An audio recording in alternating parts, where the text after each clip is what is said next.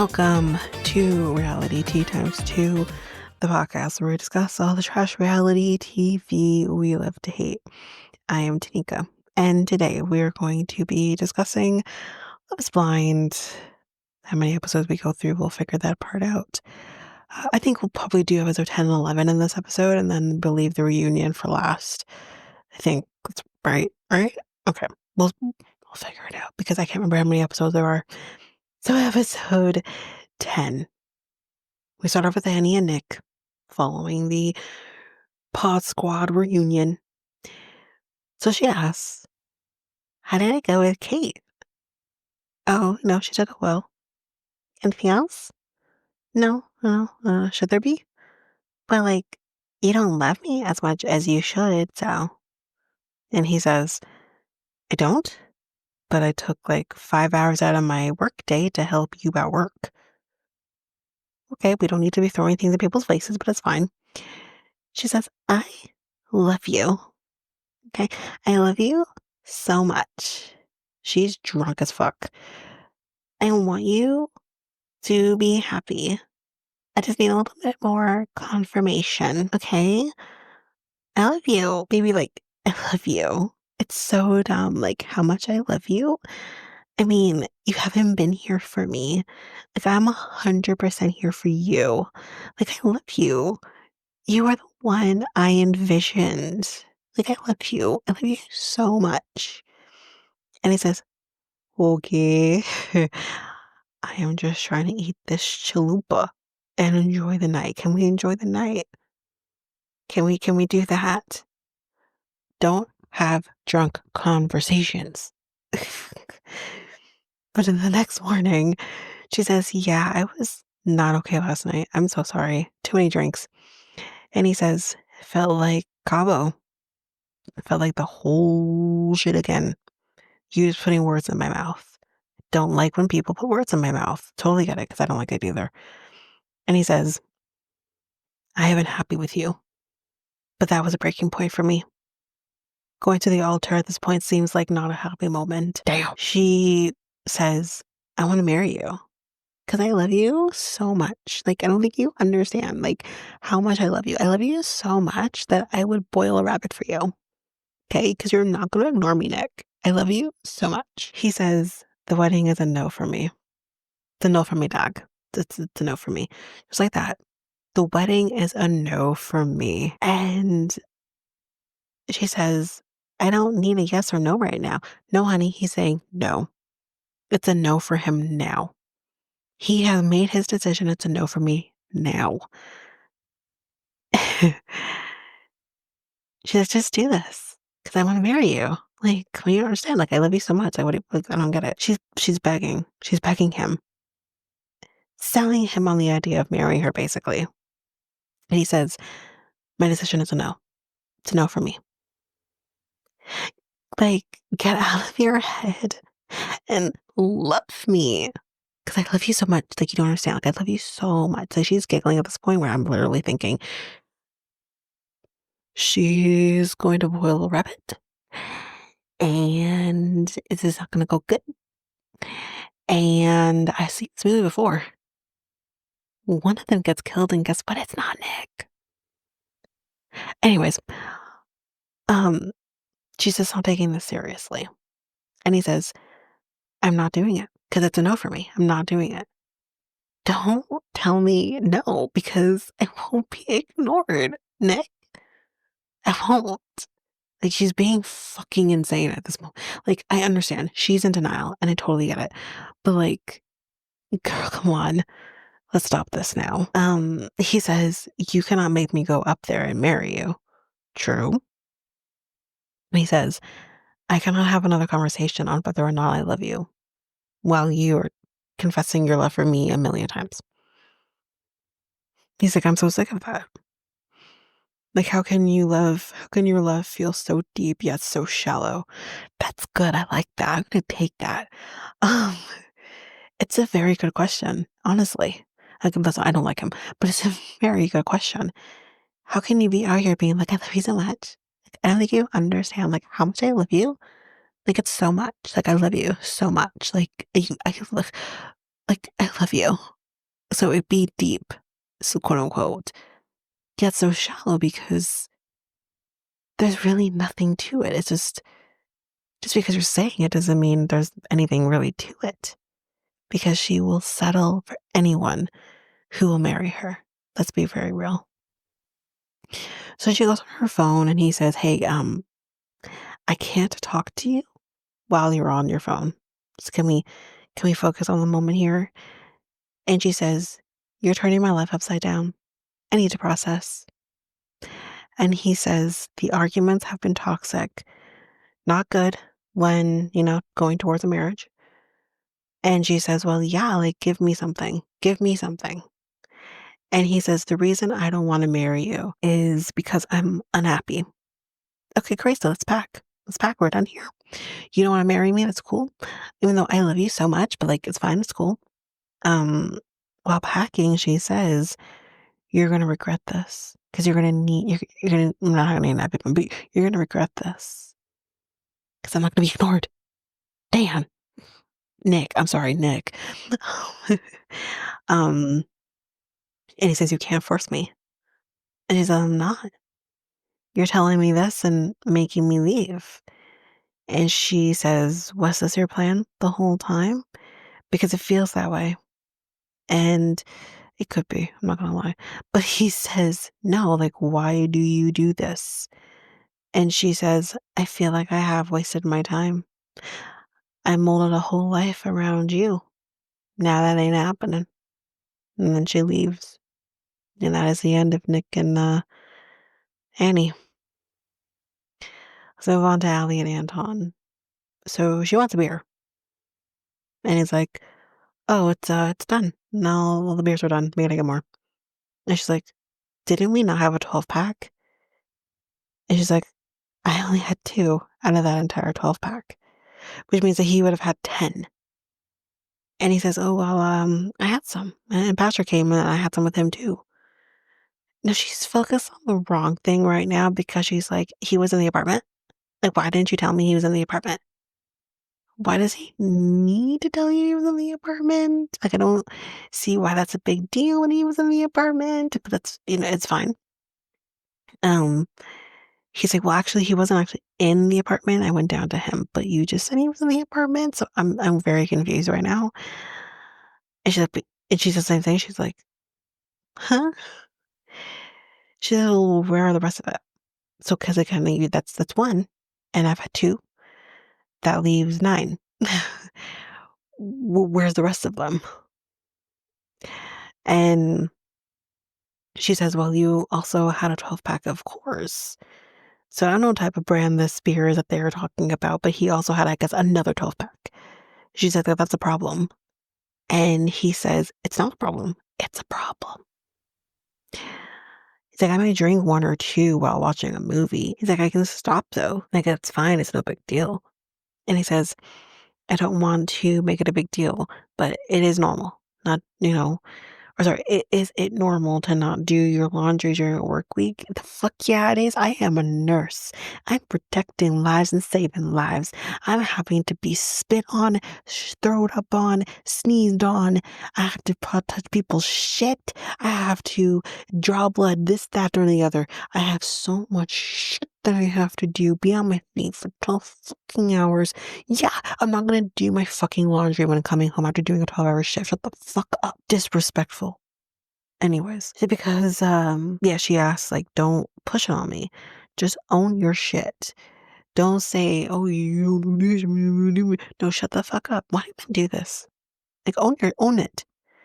Then she asks, "Is the tequila still in the fridge?" They all apparently, okay, so listen, we get this straight. Okay, we're doing the math here. We're talking there is 12 packs, so 24 beers. She had 2 of one, and 1 was given to Patrick, which leaves a grand total of 21. Then there's also a tequila. So what is happening with the tequila? The tequila, y'all, it's gone. It's done. So she says there was half a bottle in there. You don't need more than a shot. And then there's half a bottle of tequila.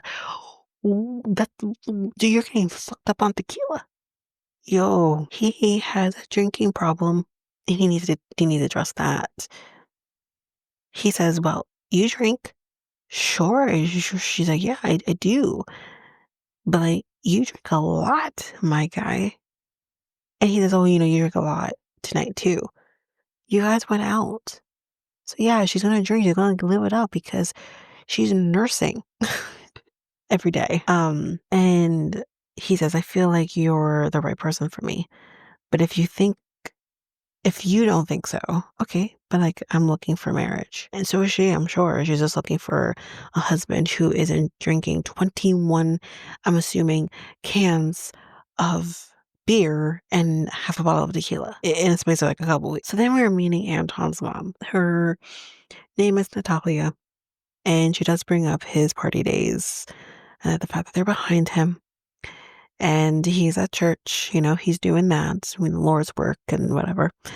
He wants to raise kids in the church, and it just feels tense between them, like Anton and Allie. Feels is not right. Anyways, moving on to Jordan and Megan. We're meeting his parents. We talk about his chicken smoothies, and his mom is like, "Are you still doing that? 'Cause that's disgusting. It's just gross." They talk about him reversing his vasectomy, and they both say that they are sure something catastrophic will have to happen for them to not go through with this. Well, maybe not so catastrophic, but hey. But she has their blessing to marry their son. And then we see another clip of Megan. She's about to meet Luca. They're going to go do some bowling and movie night. They're going to have fun. So we move back on to KB and Edmund. So they're there in the apartment, and it's awkward as hell following the date before. She says, "Why do I have to be the one to dress the elephant in the room? Like, why can't you do it?" And he says his comment was a joke because, who is perfect? Nobody. And she says that her story is running all these errands to be ready for that night. And she apparently called him to go to the store to get something because she didn't have the time, I guess. And he said, "No, I got to get my hair cut. I don't want to be late." "No, no, sir. When your fiance says, 'Can you please do X, Y, or Z?' So that helps me in terms of getting ready because I too don't want to be late for later on. You say, 'Sure, honey, where do you want me to go?' That's the only thing you should be asking." When she gets home, she says, or he says apparently, "Hey, babe, I that happened to me too." And he walked in, and I'm like, "Who's babe? Who's babe? I don't know who that is. The way you've been acting, who's babe?" But he's he says, "My feelings were hurt." But she said, "What about my feelings? Where am I being validated?" But it's okay. We dealt with the issues. We were good. No, there's no beef. But then you say things about, "Oh, I wish I could be talked to like that. Like, what the fuck?" And you say you haven't said a nice thing to me all day. Allie's mouth dropped. Instead of apologizing, you say, "Oh, KB, I love you. I love you. Oh, I need you." No, I don't need that. Apologize for what you did. And he says, "I haven't been apologizing." Mm-mm. She doesn't know. He laughs, and that triggers her because what's so fucking funny? He does say it bothers him. You will only talk about the things that he does wrong. What about the things that she's doing wrong? You'll see something nice, but backhand me at the same time. I totally get that. And she says, "I stayed because I see potential, but potential has broken my heart as well." And she says, "I want to be married, have fun for a year, and, then you start shooting up the club." In case you don't understand what that means, she means getting pregnant. It's like, "I want to have kids." So then we see them doing the marriage license, and that's basically it. Joe and Madison. Is there a booger in my nose? We're meeting her family. Mom's Erin, Jessica's her sister, and Matt's her brother-in-law. He says he does have some worry because he was with someone for 5 years when he was miserable. He was engaged. We know the story. They said, but they didn't go through with it. And Mom says, "Well, it's good you're following your heart, but her sister says not to shit on your experience. Sorry,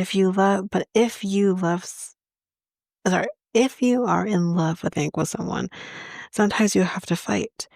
Her sister is a little woohoo for me, I find, because she likes, I love that. This part's a little bit confusing, I think. My notes are a little confusing, but something about, like, I love that for you. That's my man. That's my sister's man.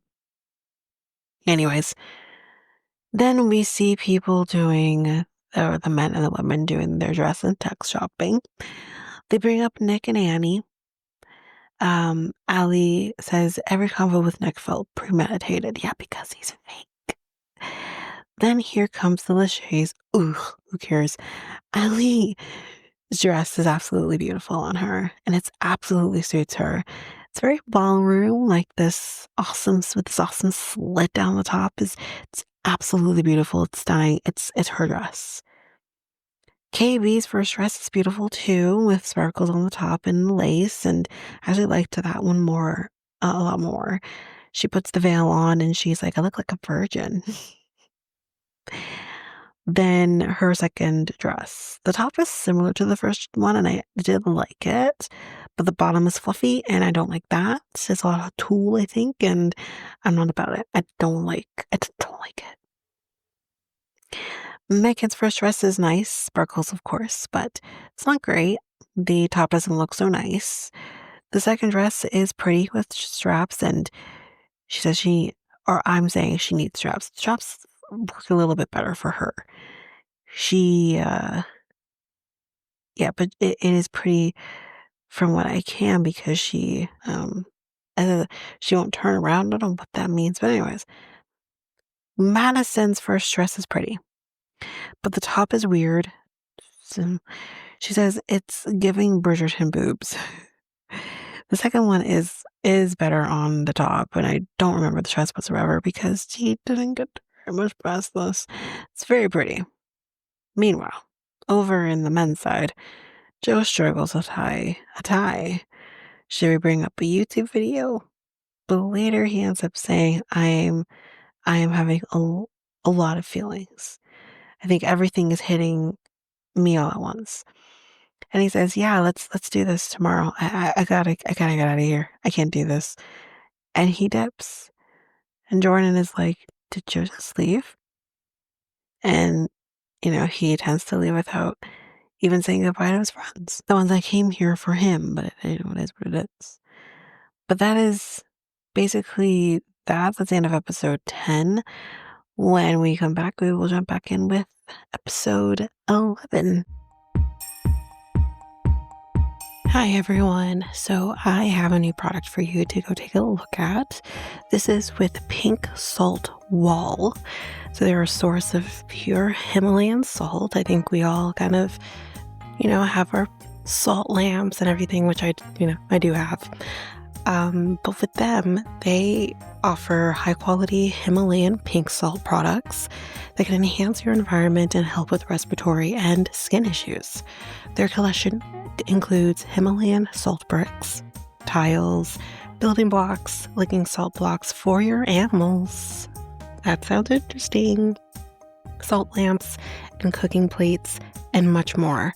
All their products are shipped directly from their factory in Pakistan and are available locally through their warehouse in Maryland, United States. So, yeah, if you're interested in taking part in that, you can go down to the show notes where you'll see a link to their website through me. So you're supporting them as well as supporting the podcast as well. So if you go to www.pinksaltwall.com/Tanika Thomas, that's all in caps, you can partake in these amazing products and again, support the podcast. Now it's enough of me. Let's head back to the podcast.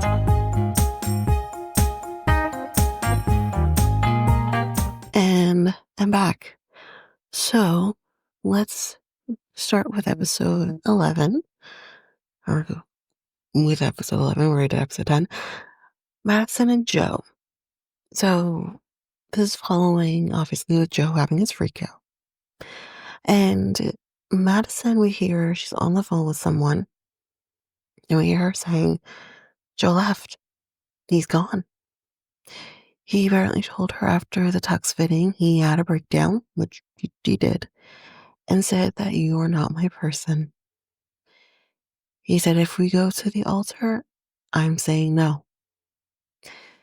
So then we see them meeting up at the apartment after all of this, and she is confused. I don't know why. I mean, it's pretty obvious to me as the outsider, but and he says, I tried to keep going, but now I know. And she asks why I am not your person. And he says, I don't have any reasons. That's bullshit.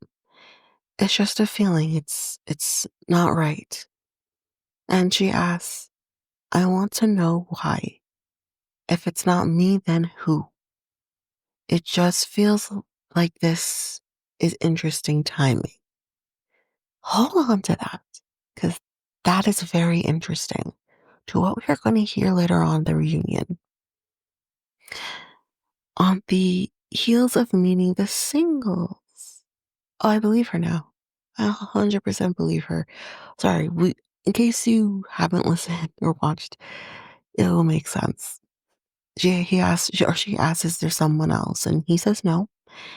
She says, the idea of you being with someone makes me sick. The fact that we won't do any of the things together makes me sad. She asks, what if we fuck the marriage and just date in the world? He says it's not about the timeline. It's about her.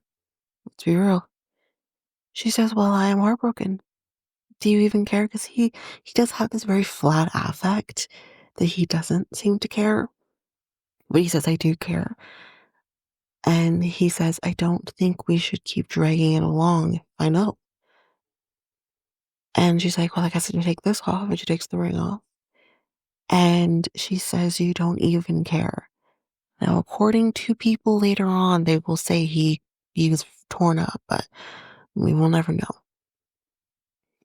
He says, I do care. And she says, well, if you care, you would hug me. Why do you want him to hug you? As far as I'm concerned, if you're breaking up with me, especially right after I just went wedding dress shopping for our wedding, don't hug me. But everyone's different. It's fine. I guess I'm just curious as to why she needs that from him. But like, hug yourself. Just like Miley says, I can buy myself flowers. I can hold my own hand. I can, you don't need him to hug you. You can hug yourself. Anyway, he says, I can't hug you. And she's, no, fuck it. I guess we should pack our shit. And he says, I feel relieved. Not sad. Not confused. Nothing like that. Relieved. I have never heard a person say on the show, I feel relieved. Wow, my guy. He shouldn't have even gone forward because he was way too hung up on superficial things. Wow. He says, like a weight is off my shoulders. He says, it got harder to picture the future. He says, I would have been miserable. And hey, I get it. If you think you're not going to be happy, then you're not going to be happy. I get that. It's just, I wish he did this sooner, I guess. And maybe it actually came with a reason. He says, I want to be with someone that I cannot picture being without. And that's not her. She says, I am grateful I did this with you. As angry as I am at you, thank you for being a part of my journey. Oh, that was sweet. All right, that's the end of them. Let's move on to KB and Edmund. So they are going ATV. Looks like a lot of fun. Edmund is loving life right now. The view is beautiful, but there's definitely this awkward tension between them. And this is going to make sense in a minute. They go like to the top of this like mountain and get some hot chocolate. And they sit down and she says, in the car on the way here, you're being very dismissive. Huh, interesting. But when the cameras came out, you're all about me. Then that's fakery. It's being fake. What is that? I don't like that. She's like, you're a different person in front of the camera because let's say it with me, everybody. The men in Denver really care about the optics. They really do. And apparently the Bachelor theme is Western. Okay, no big deal. They're in Denver. That makes sense, right? But apparently for him, he's like, nah, I don't want to do that. And he's apparently like having a temper tantrum because he doesn't want to do that theme. Oh, this guy's what, in his late 20s? You're an adult, sir. You're not a child. But yet he's acting like one. I'm sorry, KB is too good because I could not do that. I would slap you across your head and say, I'm sorry, can you stop? I'm going to treat you like a child. I'm going to slap you on your hand. I'm going to say enough's enough and treat you like a child since that's how you want to act. This isn't just about you. This is not just an Edmund's bachelor party. You are in a group setting with the other guys, and this is for everybody. This is what producers have picked because they're going to do a bachelor party that closely fits the state you're in. So you are in Denver, Western, you know, it's very stupid.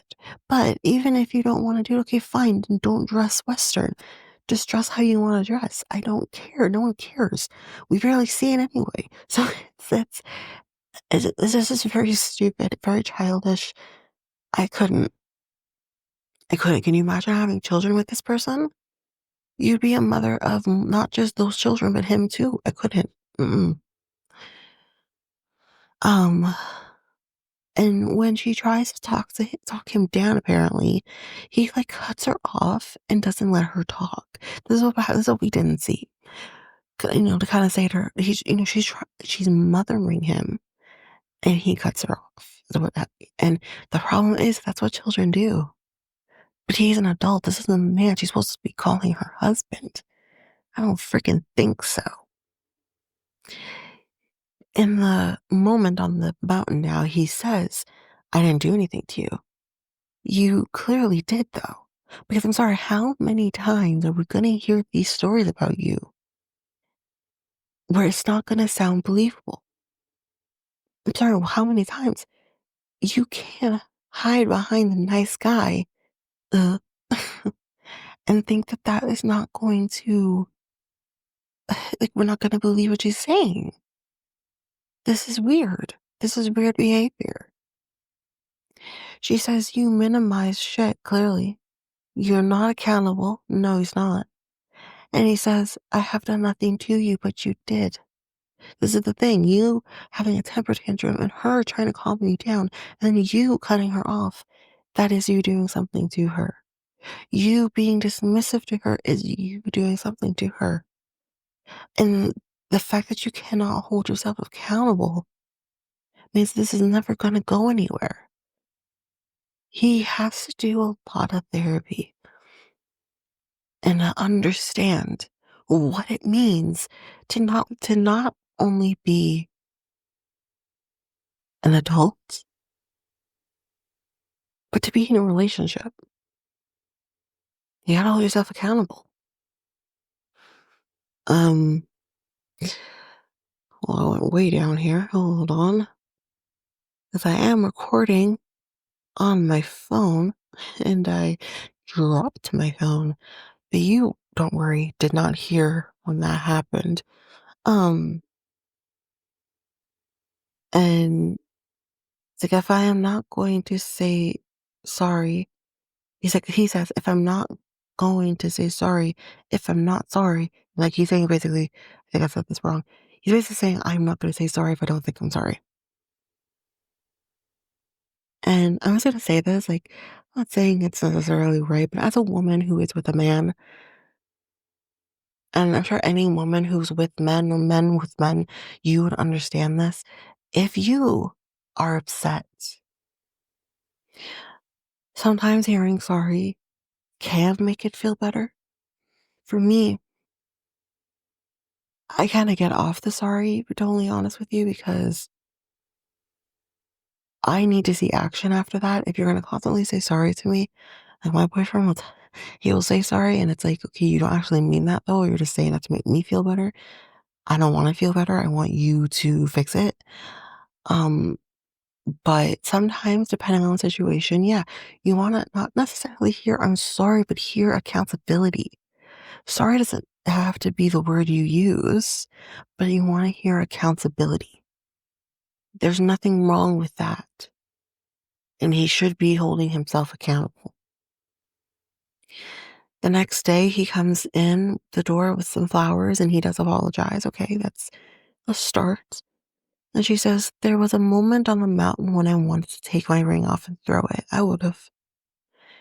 I don't know if there is anything else I can give because she's giving and giving and giving, and he's just taking. He ain't giving anything back. He thinks he is, but he's not. He says, you're the one I want. You're the one I want. Well, this is not Greece. This is not a fairy tale. Just because you're the one I want, then prove it to me.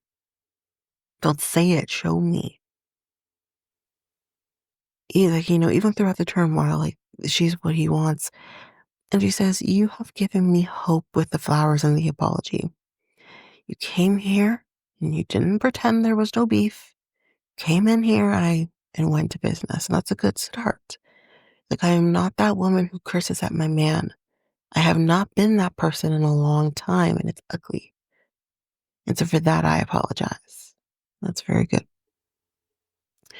They are going rollerblading next, and it's in his element. They're having fun. Um, and then, y'all, while we're hearing um them playing or rollerblading, we hear "Don't Go Breaking My Heart" by frickin' Elton John. I don't know the woman's name, sorry. Don't go breaking my heart. I wouldn't if I tried. I would, wow, I was shocked. You know how much money Netflix would have paid to play Don't Go Breaking My Heart by Sir Elton John? Wow. It's a great song, obviously. Wow.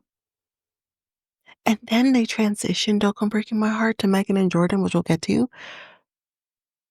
We'll talk about it. But first, before we do, we'll talk about Allie and Anton. So it looks like um she does not have a good relationship with her sister, one of her sisters, um, and her mom and her are talking about that, and she would like to have her at the wedding, but just not sure if she will. Then we see them going on a horse-drawn carriage to a tent in the woods. No big deal. It's fine for now. Anyways, next we go to Megan and Jordan. We're not at the transition yet. We're getting there. But first, there is still a house hunting. She's all about house numbers or whatever. The numbers having to add up or something. So, like, for example, I'm not giving anything away, but my house number is 26. That adds up to 8. I don't know what 8 means, but whatever. So she says her LA house is a 7. Her old Denver home was an 8.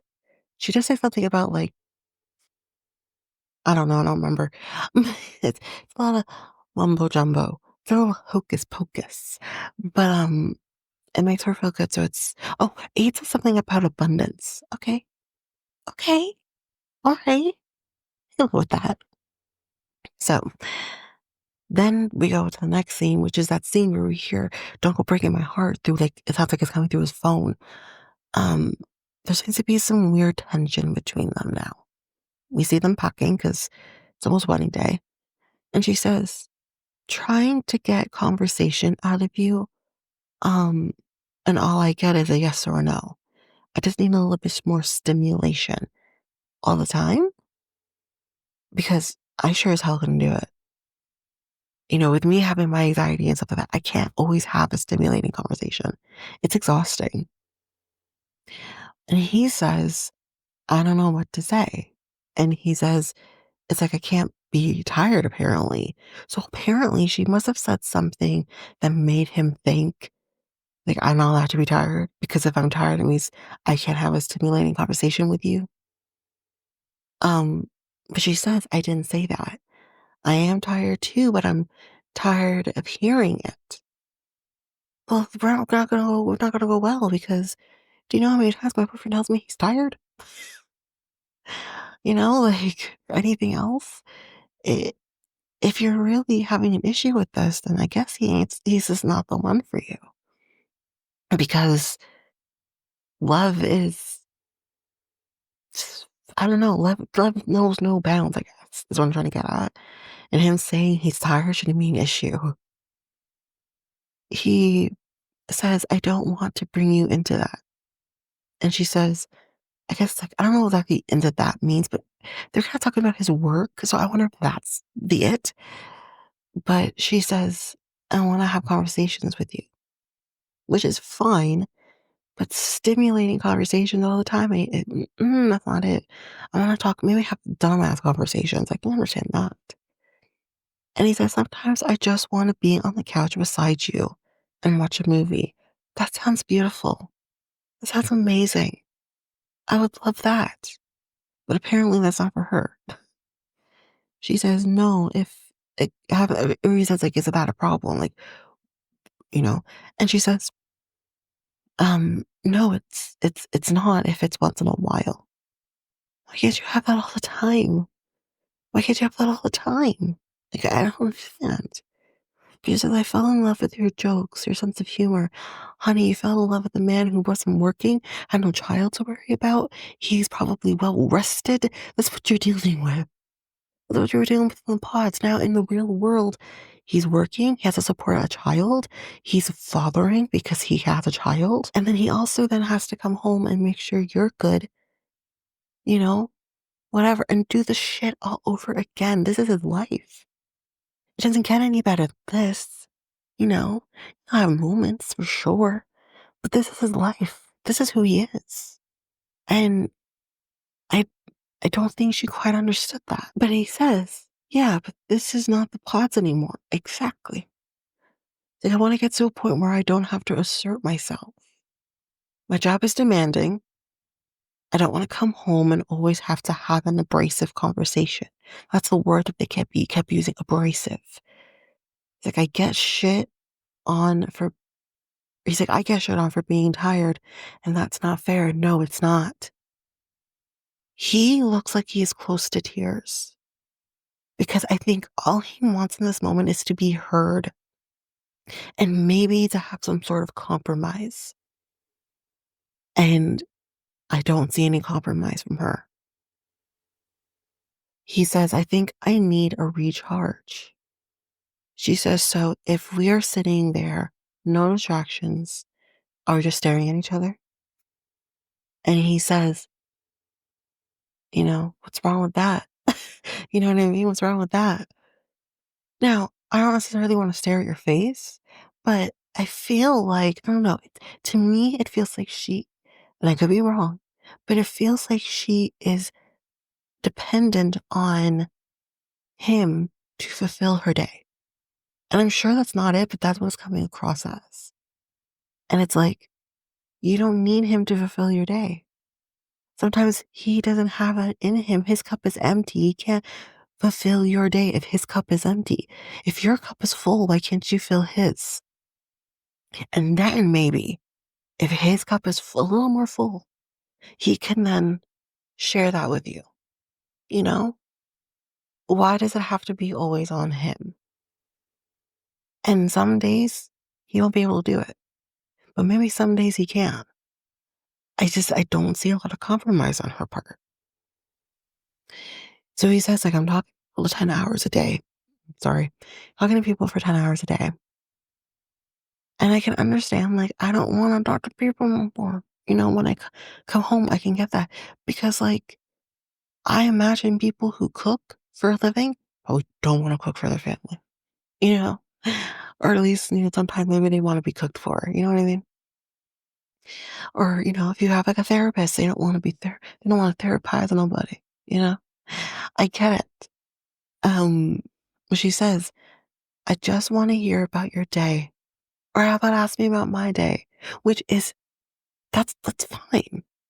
But sometimes I'll ask my boyfriend, "How was work today?" And he'll say it's fine, or it was good, or it was bad.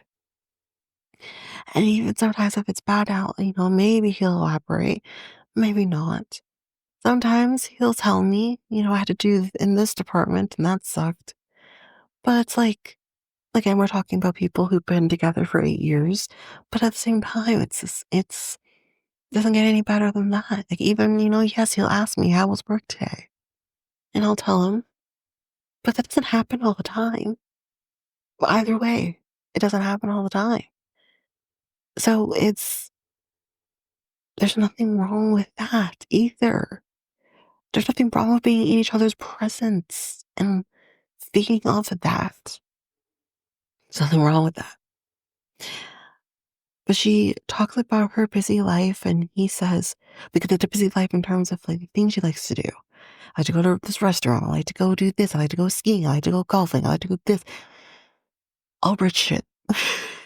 But he says, but when there are kids, there would be a slowdown because now your focus is on your child. But she, like I said, I kind of went through it. She golf and tennis and all of this, and she says she wants those things, and she wants those things with him. And I understand that, but sometimes maybe you can't have that, and with all the time, anyways.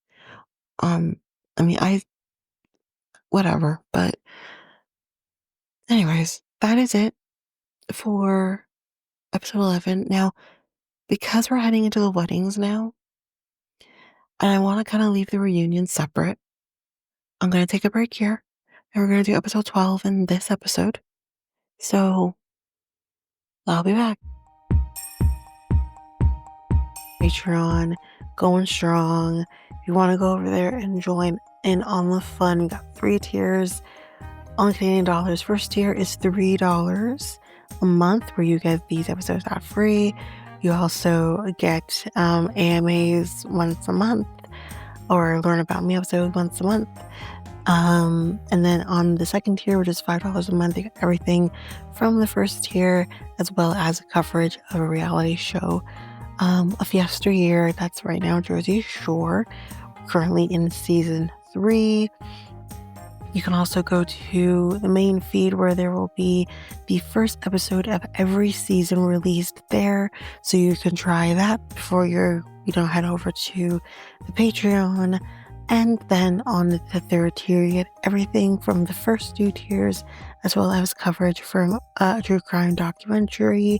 We got the backlog of Ashley Madison documentary, Man with 1,000 Kids, Into the Fire, Lacey Peterson, and again, all those episodes for the first episode of each is in the main feed, so you can try that before you head over.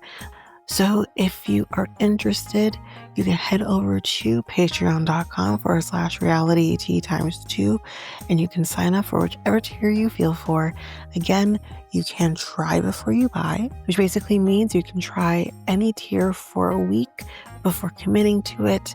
Even if you are on if you are on tier 1 or the first tier and you want to go over to the second tier, you could still try that second tier for a week before committing to the upgrade.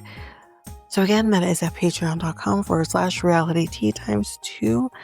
And of course, the link is in the show notes, website, social media accounts. It's all available there.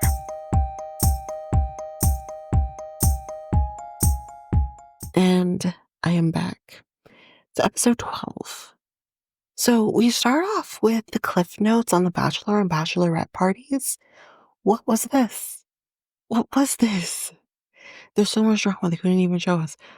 There's also nothing really to it, but we do see, and I'm gonna try to remember here, we do see conversations between Allie and her people, and then Megan and her people. And the conversations are kind of similar in the sense of, you know, lifestyle, of finances. Will they take care of you? And this and that. It's very similar in that sense. So guess we'll see how it goes. But we'll move on now to Ellie and Anton's wedding. So honestly, y'all, I'm not gonna lie, I didn't even want to do notes 'cause I'm like, I know how this is turning out. But then I realized I could have done predictions of who's doing it. But honestly, I think it was obvious for either of them. It was obvious. It was obvious, you know, which of these couples were going to be saying no. Let's get to it. Because there is a twist at the end.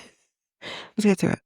So she says that the girlfriend, meaning Melissa, who told her stuff was only a girlfriend for about 3 months. She's starting to get not or sort of realize maybe how accurate is what she's saying. Because it is brought up here. It's being talked about here. And her mom says, he drinks. Her only hang up is that he drinks. She's like, we don't drink in my family. And Allie comes in, she's like, Mom, I drank. Like I drank. And I'm sure her other kids drink as well. Because we don't drink in my family. But doesn't mean she doesn't drink. She says, or mom says, we don't drink, I don't like it. Okay, that's not fair. You cannot like it, and that is fine. You can't project you not liking something onto other people. Because, I drink, sometimes. I don't have a drinking problem. It's okay to drink once in a while and, or, not overdo it. If you drink maybe a little more, drink like once a week or a couple times a week or whatever. Um, I will admit though, what Anton is doing is a lot. Like, why do you need to drink after every day after coming home from work? Like, that's seems like a lot, but it is what it is.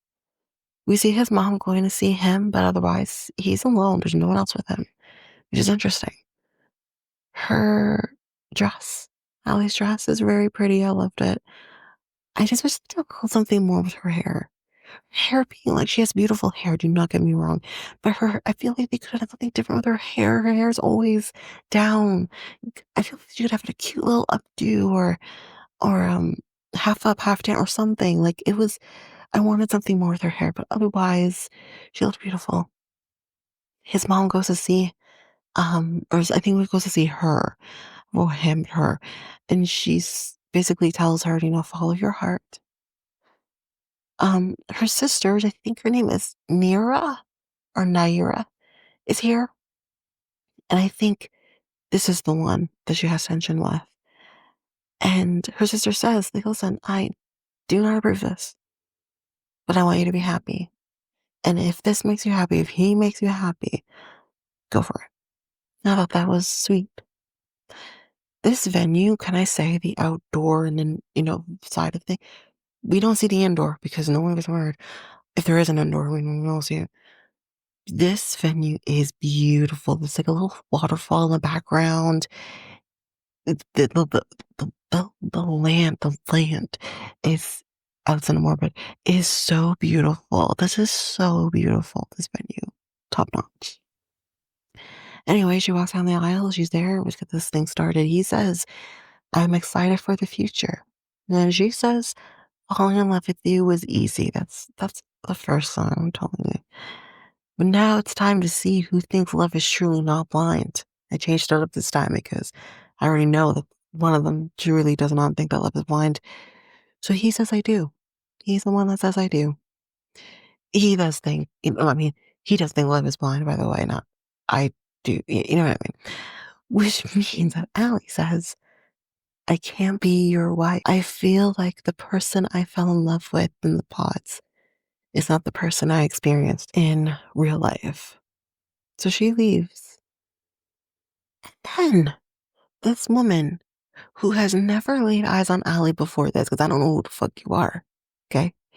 This woman literally says, what a cold hearted fucking bitch. Ma'am, you don't know this process. You don't know what this process entails. You've never done this process before. And I can imagine that this is a tough thing.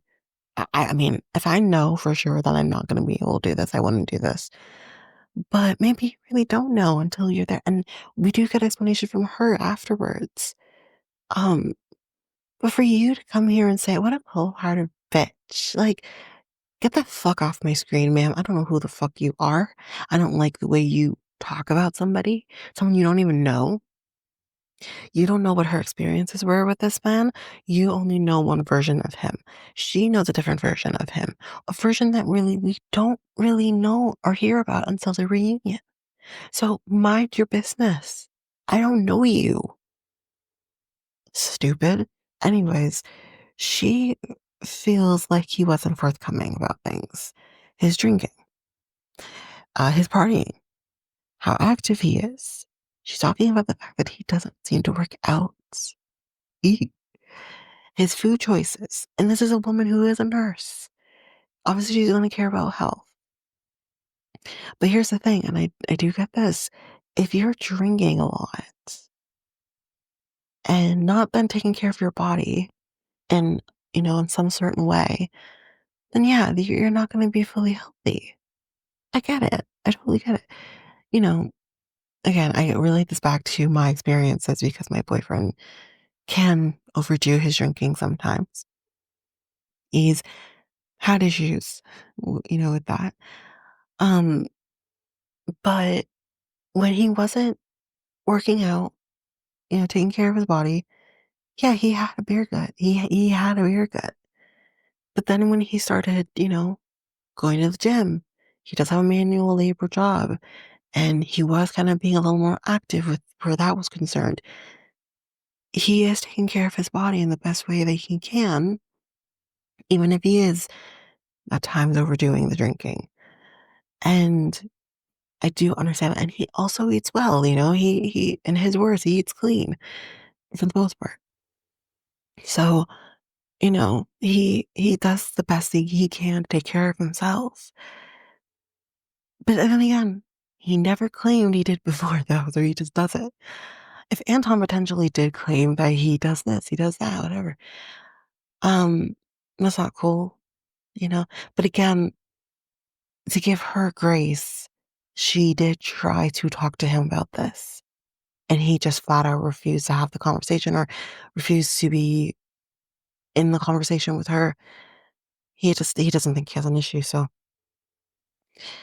and she says finding things out about his friends. Now this in the moment I remember thinking, wait, did she ever have that conversation with him? Did we never see the conversation? This comes back in the reunion where this is brought up. I will wait to talk about it then, but I was frustrated with her. But we'll get to that. That is that. Y'all, let's move on to the next couple that's not gonna get married. KB and Edmund. KB's mom goes to see him first. She loves him. Apparently, his mom couldn't make it. We don't know why. He basically says that she just had a couple of personal things going on. I'm not going to be surprised if those couple of things are potential relapses or health concerns, maybe due to relapses. I don't know. I don't want to speculate, but too much. But if it is about that, I feel for him. I really do.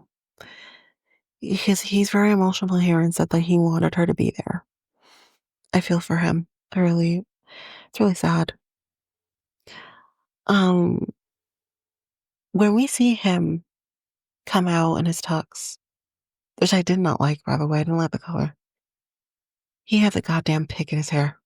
And when, no, this is the one time you don't have a goddamn pick in your hair. I know it's a staple for him at this point, but I don't, no, I couldn't marry him. I'm sorry, I couldn't marry him. She doesn't. But I couldn't marry him if he kept a pick in his hair. I would personally say to him, you need to get that pick out of your hair when we get married. Like, no.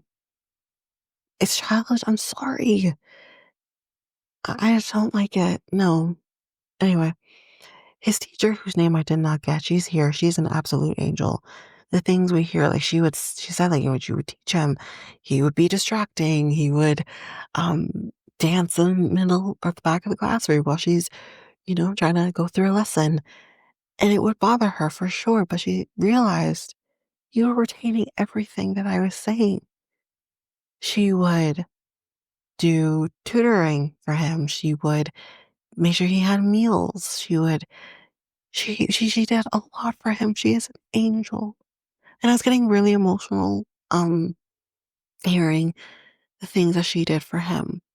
And the things that she always does for any child that needs it. She is an angel. She's a beautiful soul. Teachers in the States do not get enough recognition. I mean, and again, yeah, that as a teacher, you're gonna forever remember. I have my teacher that I will never forget. And I believe he's passed on now, but I have my teacher that I will never forget. And it really sits with you. She's, like I said, she's an angel. Um, Back with her, I still don't like the bottom of her dress, but she does look gorgeous. The hair is nice, the makeup's good. The top of her dress is beautiful. I love that, but I just don't like the bottom of her dress. I hate it. Um, and surprised that he wasn't crying as she comes down the aisle. He wasn't crying. I'm like, that's weird. This is the time when you cry, sir. But he does start crying later. Don't worry. Because I wrote. Oh wait, there's the tears. There's the tears. He says, "I have been praying for someone like you. Hold me accountable, but you don't hold yourself accountable. The whole point of me holding you accountable is that then you will hold yourself accountable." But anyways, it's like I'm trying to grow as a man. Are you? He's like, give me pressure. I got it. Do you? She says, it was easy to fall in love with you. You're strong. You're genuine. Everyone loves you. You are an amazing man. I'm happy it's you. I love the hell out of you. Now it's time to see actually, I usually do points here, but anyways. Now it's time to see who truly thinks love is not blind. Although, again, if this is obvious, there's only one way this was going. Edmund says that he does. He says, I do, to marrying her. And KB says, or better yet, her body language says no. And he audibly explains. And he's like, oh. And she says, I'm sorry. She says, her no does not mean I don't accept you and that I don't love you. He's crying, obviously. Um, it's like he has been punched in the gut, like he can't even stand up straight. He says, I respect you no matter what. But he comes out of it and says, I fell in love uh, with you blind, but damn. She says, you have the best body I have ever seen. He doesn't want to know why. He says, what about down the road? Like, is there a chance? And she says, I will never write you off. Do you know what I'm growing up to do? I added that part. She says, I wasn't sure until at that moment, but me not being sure was my answer. You deserve someone who is 100% sure about you. She tells her mom, I feel bad. Feel bad for, hurting, she feels bad about hurting him because her mom asks, like, why? And that's what she says. And her mom says, what if you said yes? She's like, I would have been miserable. She's like, okay, well then don't feel bad. Yes, yeah, sure, feel bad for him, but don't feel bad because you made the right decision for you. His teacher comes by and says, God had other plans. He says, I was good to her, but you weren't. Not fully. Not in the way that she needed you to be good to her. So you can't sit here and say I was good to her. You weren't fully. And his teacher says, maybe she was like a sapphire, which is great, but there's a diamond out there for you and you deserve a diamond. He says, this was it. I have done everything. This was it. This was supposed to be it. And she says, no, this is not going to be it. Everyone loves you. The teachers you drove nuts that love you. Something about these cooks at the college, when I guess he was in his senior year, came to his whatever this was for him. She's like, your impact on everyone you come across. So at this point, I'm thinking, listen, we only have about 11 minutes left, and we still have another wedding to go to. What is going on? Scratch that, y'all. We do not have another wedding to go to. Let's go to Megan and Jordan. I'm like, this isn't the venue. This is the apartment. She says, I woke up freaking out because he's here. And she's like, we are two ships in the night. You're a picky eater. I'm adventurous. And I said so. And even he says, and? So what if I'm a picky eater? What if I'm not as adventurous? What does that have to do with anything? That doesn't determine whether or not this person is for you or not. She says, I haven't dated a guy with kids. And the guys I have been with usually have more flexible schedules. You sound idiotic at this point. I'm sorry, you sound idiotic. This is stupid. I was liking you, Sparkle Megan. Not so much right now, because this is idiotic. You knew all of this, that he's a dad. And even if you don't fully understand, common sense would say his first priority is always going to be his son. You're dumb. He says, well, then why did you pick me? Why didn't you go for freaking Mike? Thank you for not, but I'm just saying. That's what I said. She's like, I didn't know. You knew. You knew to some degree. Come on. And he says, I told you there would be a lot of sacrifices. But ultimately, she says, I don't want reservations going into my wedding. Sure, fine. And I can't do this. Okay, cool. So that's it. He says, thank you for, or she says, thank you for introducing me to Luca. You bitch. That's the biggest problem here, is because if this wasn't the case, honestly, I mean, probably because he wanted Luca at the wedding. And I understand that.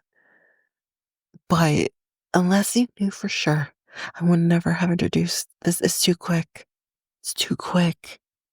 And the thing is her sitting here being like, this isn't it because of surface level shit. When you've met his son, like, I'm sorry if you weren't sure, because it feels like she met him towards the end of this process. If you weren't sure, you never should have been introduced to him. Her baby is 5. What is wrong with this woman? Oh God. I understand it's the process, but he didn't ask for this process. You know what I mean? And he says, I have nothing else to say. I'm gonna go get Luca from school. He says, I think I have enough money to not work. Or he says, if I had enough money to not work, we would get married. And the producers ask, do you have any regrets? And of course he says, I regret introducing her to my son. Now he's going to backpedal on that, but I understand where he's coming from. She says, I don't think I was cut out to be a stepmom. Then why in the Lord did you choose a man who has a child? She's like, I'm second guessing if I'm cut out to even be a mom. That's really sad. Don't do that. Don't worry. What comes back later? If you don't know. She said, I think I'm more caught up in my own life. And I think honestly, maybe, but maybe it does take something a little more drastic than someone else's child for you to realize that your life isn't that important. The lifestyle you have right now isn't as important. Then we start playing flowers. Didn't I mention flowers in another episode? One of the other episodes? We got flowers playing I Can Balance. I love that song. While we see the shit show of the season unfolding. Well, that is it, y'all. That's the season. We only have the reunion left. But yeah, that's it for me. That is it for this episode. So if you like what you heard, please rate, review the podcast on either Apple Podcasts or Spotify. Also, don't forget that you can also share us with everyone in your life if you really love this. And I do want to read those reviews. I'm definitely getting 5-star ratings, but I want to read those reviews. So send me those reviews and I will read those 4 and 5-star reviews on the podcast. Also, we're on every one of your favorite podcast apps. Every one of them, including you can find us on YouTube at Reality Tea Times 2. If you want to connect with us, you can do so by going to either Facebook or Instagram at Reality Tea times two. You can also find us on Twitter, TikTok, Reddit at Reality Tea times two pod. We also have our email, which is at realitytea times two at hotmail.com. Definitely want to hear from you guys. And we also have our new website where you can listen to all of these episodes. You can review the podcast on there as well. You can connect with me in any way, all the stuff. It's all there. And you can find me there at www.realitytea times two, all spelled out, dot podpage.io. It's there. And don't forget, I also have my other podcast with my friend Mikkel, Next Take Podcast, where we talk about all kinds of different topics. But you can find us on any of your favorite podcast apps over there as well. Or you can also go to YouTube and you go to Next Take Podcast, as well as our website, which is solo.to/Next Take Podcast. So yeah, there's that, and that's basically that. And again, don't forget, if all of this information is overwhelming, we do have all of the links, everything in our show notes. But that is it for now, guys. Thanks. Bye.